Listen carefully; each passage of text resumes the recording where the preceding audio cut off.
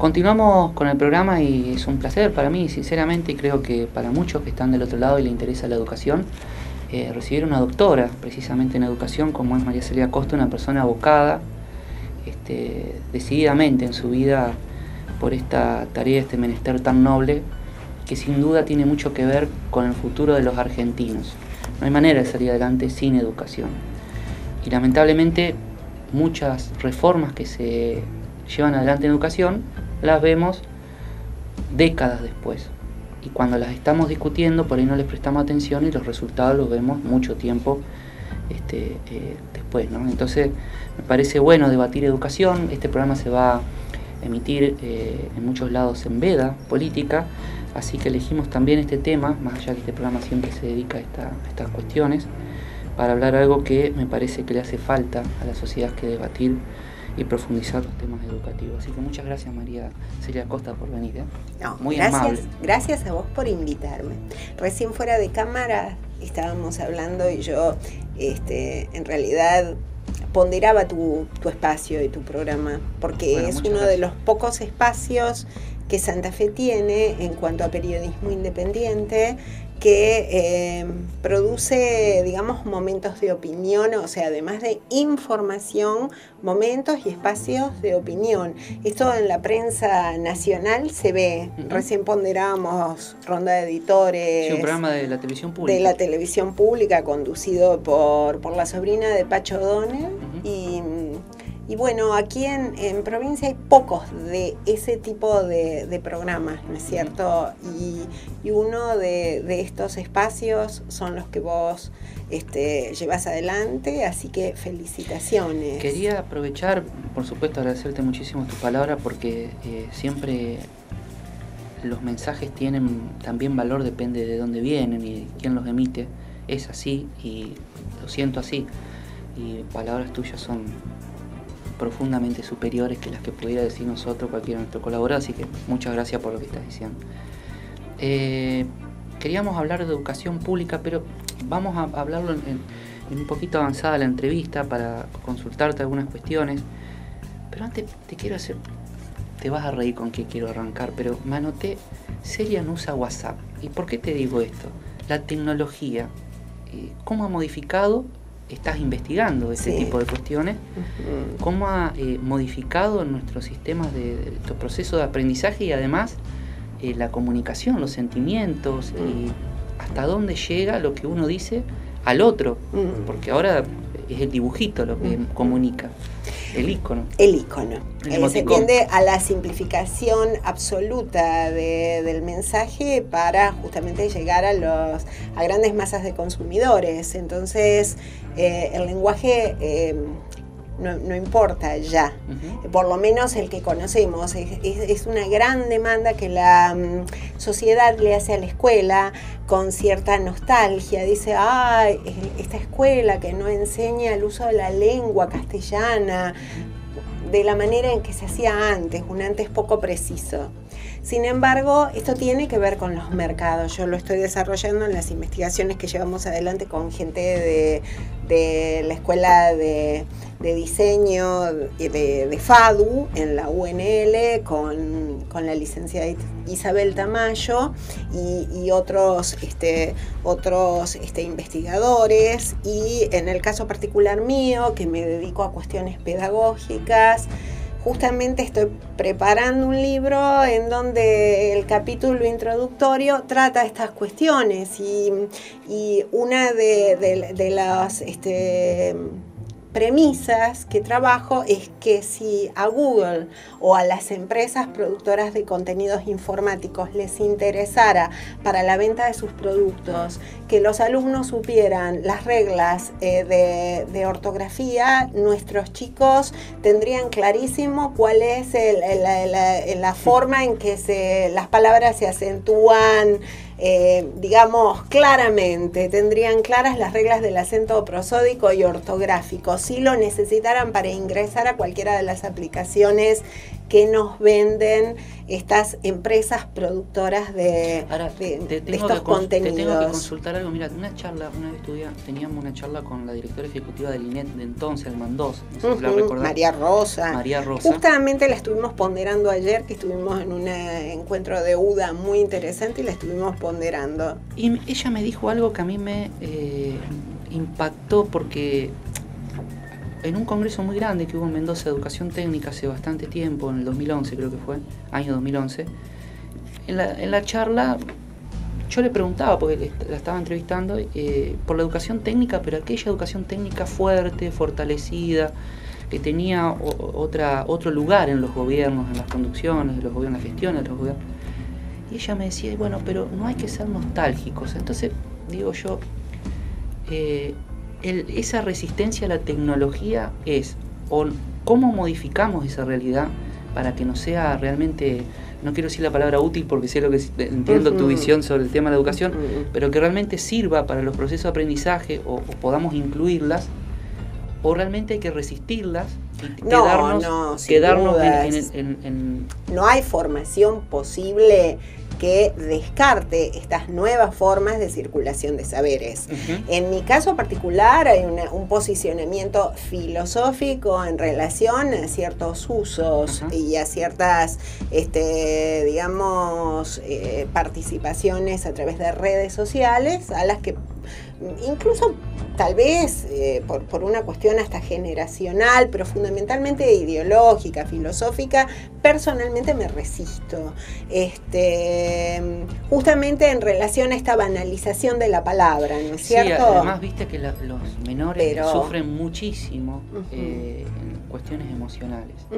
Esto de famoso del grooming y un montón de cuestiones que tienen que ver. El bullying, que circulan por todos estos vehículos que son muy fuertes, y que además implican una exposición pública que bueno, en fin, me parece que elegir no participar es una forma de resistencia ante determinadas, estas formas tan agresivas del capitalismo. Pero lo que hay que aclarar es que este uso de la informática representa un enorme mercado de consumidores cautivos y de, digamos, venta de publicidad sí, porque se accede gratuitamente, pero la publicidad que ganan es formidable. Y son fortunas, estamos hablando de millones y millones de dólares, pero significan un porcentaje muy menor en relación a lo que son las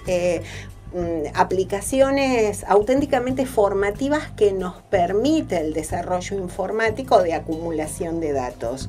Que si uno tiene un capital cultural, digamos, con determinadas características, el producto de justamente este material es altamente valioso y es muy rico. En este sentido es muy interesante seguir lo que plantea Humberto Eco, que luego de aquel magnífico ensayo Apocalípticos e Integrados, reflexiona muchos años después y él se considera con ese humor tan particular que tenía, se considera un apocalíptico integrado. Él dice que el libro no va a morir, no van a morir las formas tradicionales de cultura, pero es absolutamente imposible hoy sustituir la velocidad y lo formidable que es para una persona que está haciendo incluso investigación universitaria recurrir a este banco de datos interminable que significa el servicio informático. Pero si, digamos, el capital cultural que tienen los sujetos es pobre o es limitado, que desgraciadamente nos encontramos con que el uso que se hace de estas herramientas informáticas es también igualmente restringido y termina siendo para comunicaciones de WhatsApp o de selfies o de, el tema es que, digamos, son aplicaciones muy, muy ligadas y muy limitadas a un universo limitado que no colabora en definitiva al desarrollo, a la formación y a la y hasta, te diría, la inserción laboral de los sujetos, ¿no es cierto? Porque no por poseer una tableta, un teléfono que es una computadora, todos los usuarios están en condiciones de abordar todos los usos que se puede dar, que se le pueden dar y que son usos altamente interesantes a los fines del desarrollo subjetivo. En esta sociedad del conocimiento y en esta sociedad tecnológica en la que vivimos, de la que no podemos renunciar, y como dice Almendós, no debemos ser nostálgicos. Este es nuestro tiempo, todos los tiempos han tenido sus dificultades y sus bondades, y este es nuestro tiempo. Ahora, ¿cuál es el rol del Estado? O qué política debe tener una sociedad que la tiene llevar adelante el Estado? Hablo de los tres poderes inclusive, porque está bien, tenemos que tender a lo mejor a alguna especie de análisis de lo que está pasando con la tecnología. Hoy desde un teléfono puede hacerse un montón de cosas. Ahora, el Estado, cuando intentó regular de alguna manera esa situación, explotó vastos sectores de la sociedad que entienden que es afectar de alguna manera, inclusive hasta la libertad de expresión, la libertad de comunicación. No hay controles. Ahora, sabemos que donde no hay controles puede pasar un montón de cosas. Entonces, ¿cómo se aborda eso desde el punto de vista, por lo menos, de la educación, que es lo que vos estás investigando? Sí, yo creo que, digamos, lo informático y el mercado informático y el mercado de las comunicaciones revela claramente el rol fundamental que a esta altura del desarrollo del capitalismo tienen las corporaciones por sobre la política y los poderes políticos. Y es un tema muy peligroso, es un tema grave que en materia de telecomunicaciones, en materia de contenidos informáticos, en materia de todos estos mercados que se están expandiendo y al mismo tiempo que se están fortaleciendo como empresas, digamos, pulpos que lo toman son todo. Transnacionales, están en todos lados y no están en ninguno, digamos. Y de pocos dueños, además, claro, de sí. Muy pocos dueños que vienen a ser el dueño los dueños del mundo. Y frente a lo cual la política, que es la única forma de justamente defensa que tiene la población civil, queda de alguna manera limitada, inerme. ¿Viste? ¿Cómo afecta todo esto a la educación pública, digamos? Porque en algún punto la educación de gestión privada es como que la inversión que se hace es, a veces pareciera superior. Por ahí uno encuentra en determinadas escuelas tableros de pizarrones más digitales, electrónicos. Se accede por ahí a... Hay escuelas que están experimentando en robótica incluso. Exactamente. Entonces por ahí lo que nos preocuparía un poco en este espacio es la educación de gestión pública, que es donde va en general la mayoría de las personas. De hecho, está entre 25, 30, entre 20 y 30% de la gente que va... El sistema educativo pertenece a la gestión estatal. ¿Cuánto afecta todo esto de la tecnología, la educación pública, a un docente? ¿Cómo lo afecta para dar clase? ¿Cómo enseña un docente en medio de todo este maremoto de... Vos sabés que, o sea, yo creo que la escuela bajo ningún aspecto ni puede ni debe estar afuera de lo que significan las transformaciones sociales, porque la escuela es una institución social más. La escuela, nuestra escuela, tiene una particular propensión digamos, a hacerse autorreferencial y a constituir grupos cerrados. Cerrados afuera, ¿no es cierto? Esto tiene un motivo. La escuela muchas veces resulta tremendamente agredida por los medios de prensa, por los papás. Tenemos situaciones de violencia que son increíbles, que se han dado hasta por los parientes de los niños. Y viste que muchas situaciones de violencia arrancaron en las redes sociales, comenzaron en las redes sociales, o inclusive en tu resistencia por el WhatsApp, los videos, las cuestiones que se transmiten. Sin dudas. Sin embargo, no es bueno que la escuela permanezca cerrada a las tecnologías.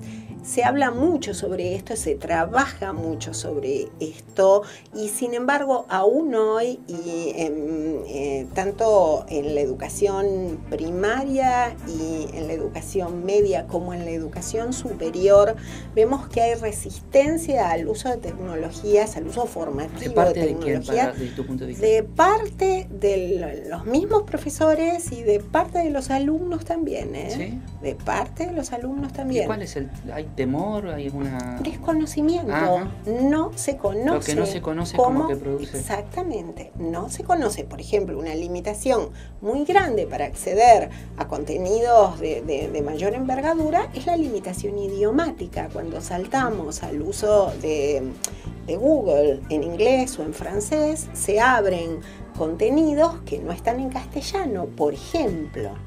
Entonces, y fíjate vos que hoy cuando hablamos de bilingüismo, incluso en la Ley de Educación Nacional, lo referimos a la cuestión de los pueblos originarios y a su derecho a estas culturas de transmitir y de mantener viva su lengua. Pero además, nuestra escuela hoy reclama como nunca una apertura al bilingüismo real.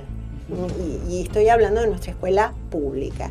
Yo para esta charla a la que vos tan amablemente me has invitado, traje a modo de ejemplo solamente La Nación, un ejemplar del Diario de la Nación de este domingo, pero todos los domingos ocurre lo mismo, el suplemento económico, y en el suplemento económico los pedidos que hay, no sé si el director puede tomar, sí, pero ahora, los pedidos que hay para determinados colegios de personal están redactados directamente en idioma extranjero, en inglés, en francés, en alemán, y se pide profesionales competentes en una lengua extranjera, no para dar esa lengua extranjera, sino para dar la currícula, matemáticas, ciencias elementales, tanto en el nivel inicial, primario, como en el nivel medio. Hay que tener determinado acervo para poder participar de esa comunidad educativa. Exactamente. Entonces,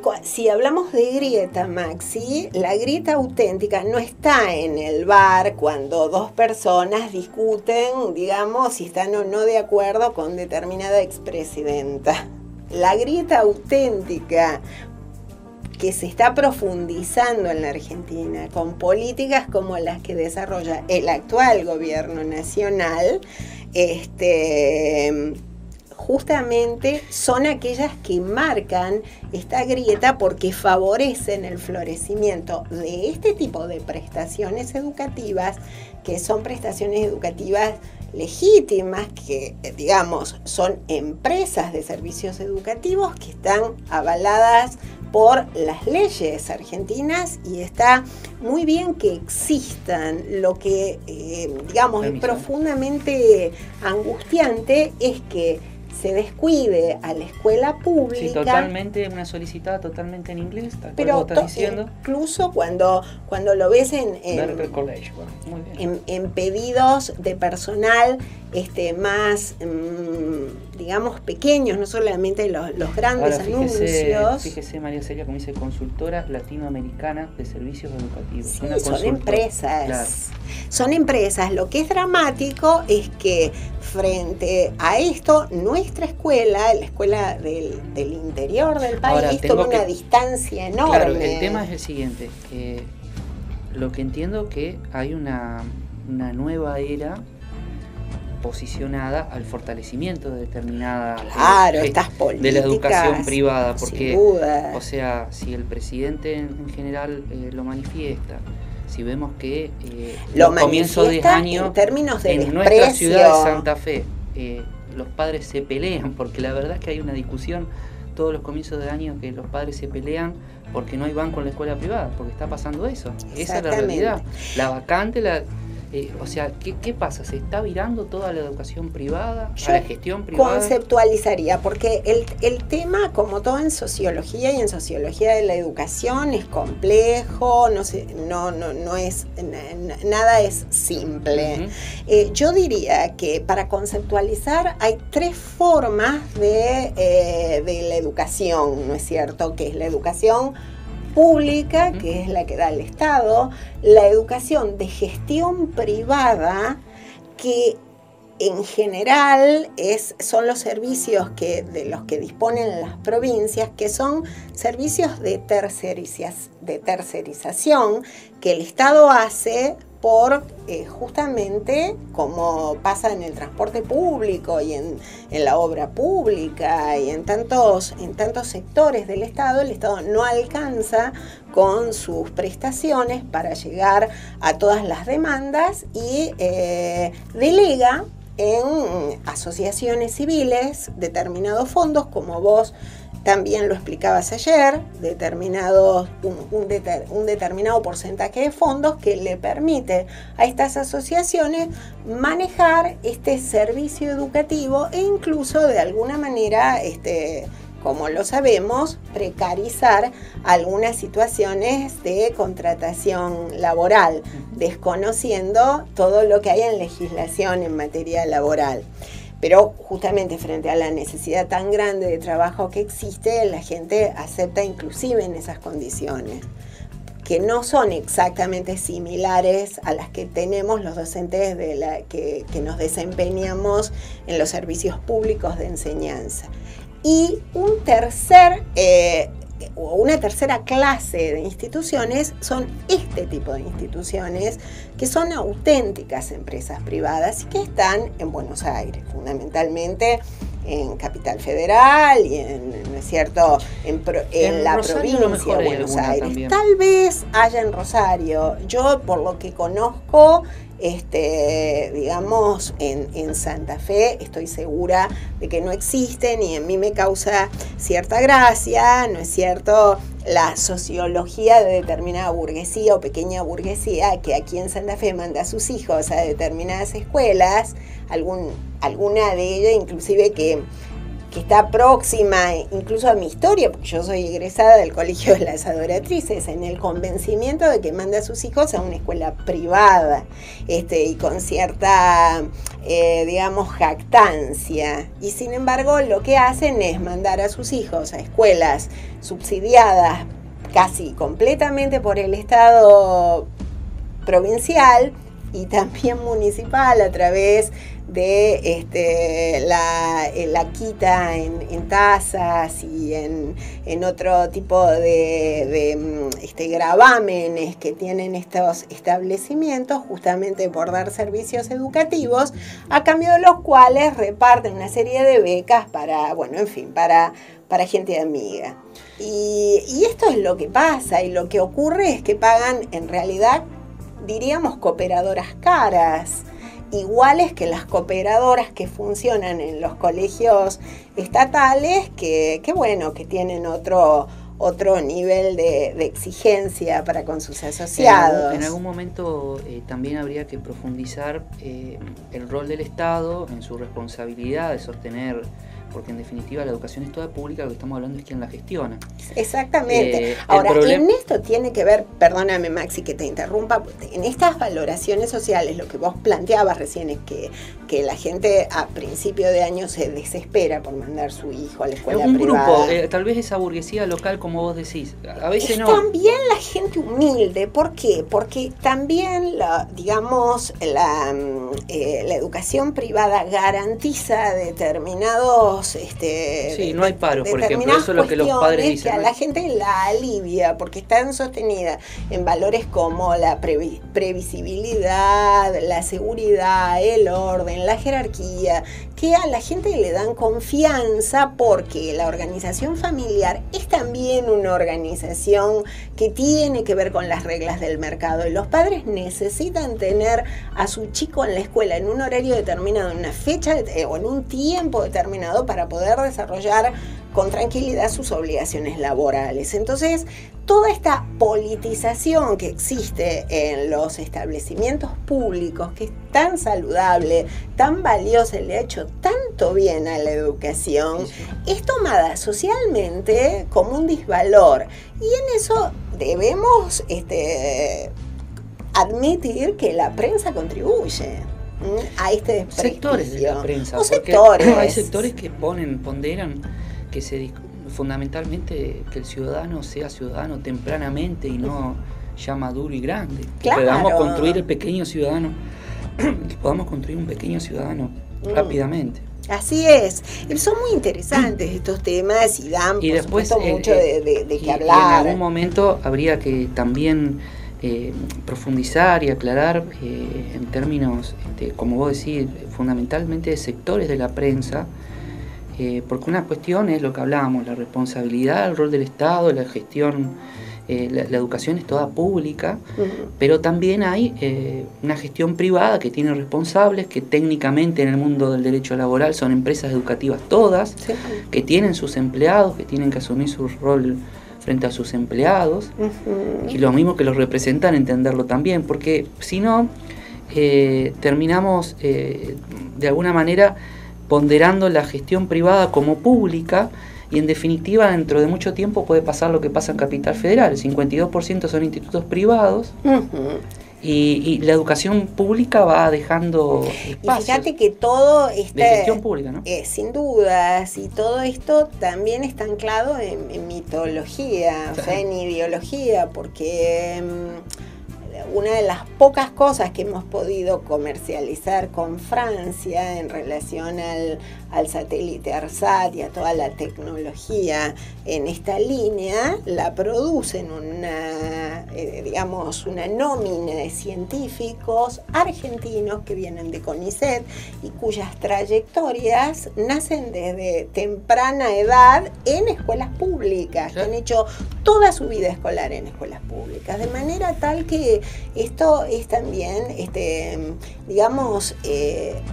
un preconcepto, un prejuicio que es absolutamente una matriz ideológica que viene reforzado desde las mismas palabras del presidente Macri, que tiene expresiones como que caer en la escuela pública. Sí, es como una especie se esmerila permanentemente la identidad de la educación de gestión pública. Sí, y todo lo que viene del Estado. Y porque quien sale de la escuela pública se siente un poco sucio. La psicología siente vergüenza, de alguna manera, la psicología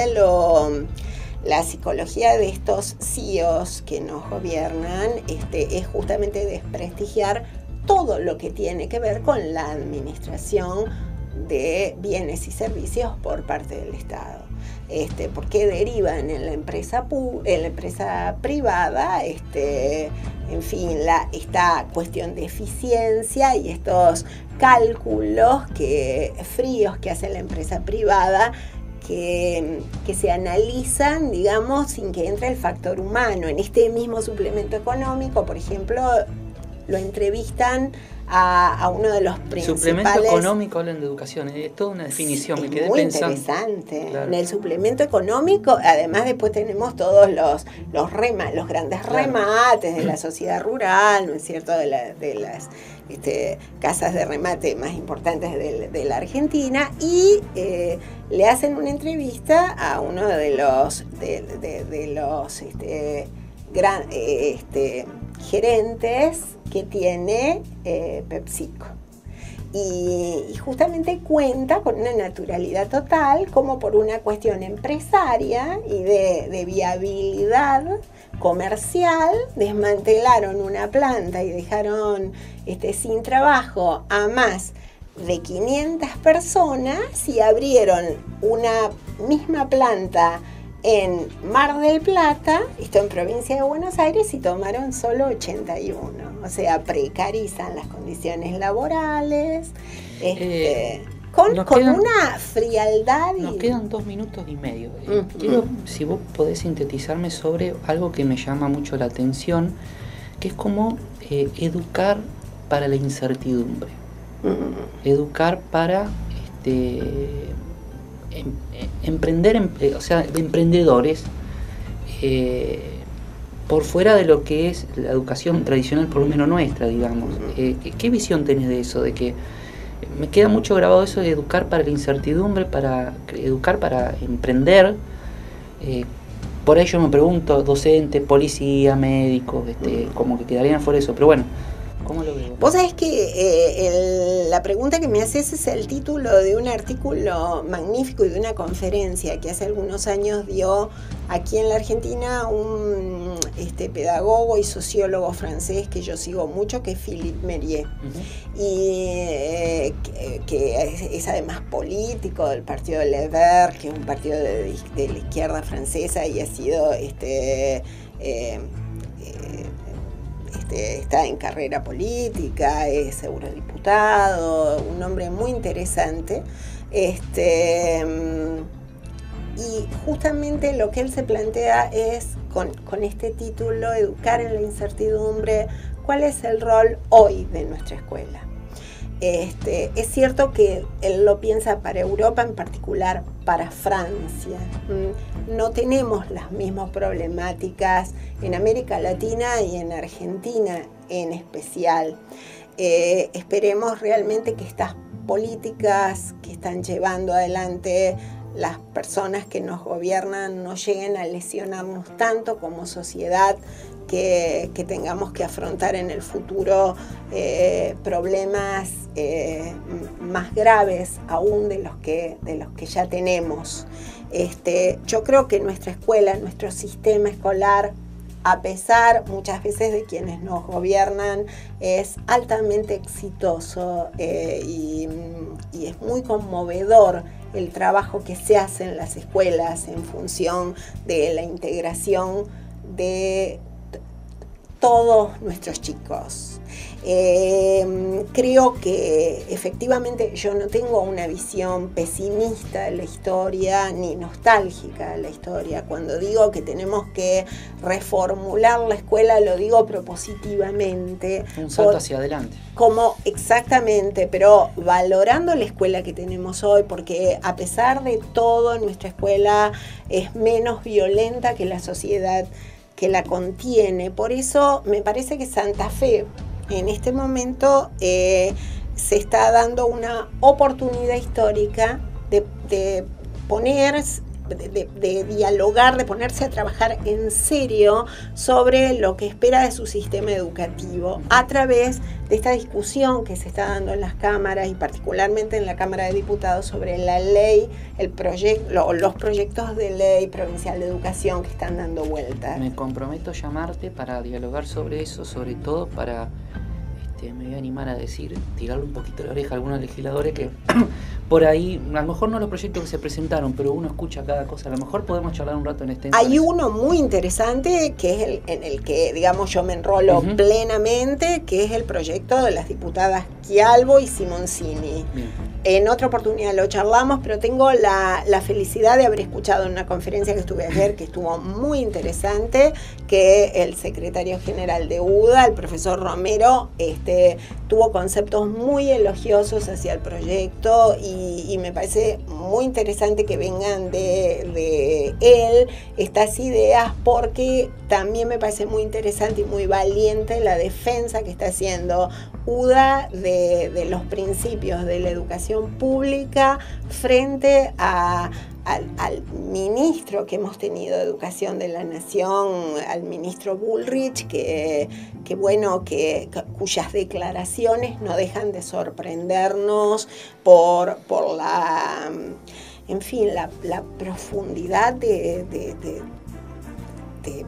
Sí, no hay palabras. No hay palabras, o sea, no sé cómo expresar realmente las barbaridades que Bullrich expresa sin que, digamos, parecería no advertir la dimensión de lo que dice y cómo lo expresa. Me comprometo a invitarla, vamos a charlar y vamos a ver si puedo integrar a alguien más para que dos personas que realmente sepan, no yo que soy un caminante de estos caminos nada más, para charlar de estos temas. Te agradezco mucho, Celia. Me encantó estar acá. Te agradezco mucho. Nos vemos la semana que viene. La verdad, una larga charla con la doctora María Celia Costa. Seguro que le dejó mucho. Nos vemos la semana que viene.